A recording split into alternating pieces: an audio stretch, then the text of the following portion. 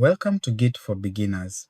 This module introduces what version control is, why it's essential for software development, and how Git helps manage changes in your code safely and efficiently. You'll learn the core problems Git solves and why developers widely use it today. Version control is a system that records changes to files over time. It allows multiple people to work on the same project without overwriting each other's work.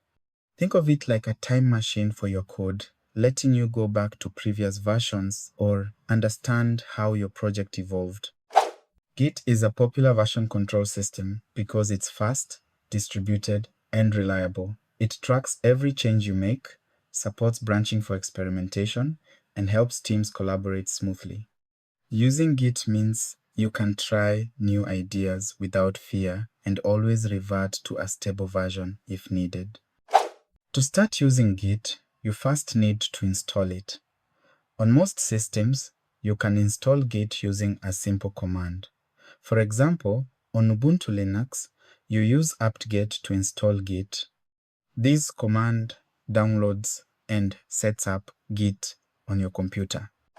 This command first updates your package list to ensure you get the latest Git version.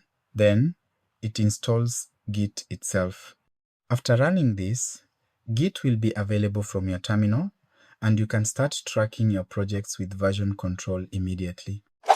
After installing Git, it's important to configure your user details.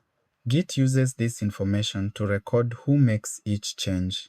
You set your name and email once, and Git attaches those details to every commit you create. This configuration tells Git who you are, which is crucial when working alone or with others. It helps keep track of contributions and provides accountability. Without this, commits would lack other information, making collaboration confusing.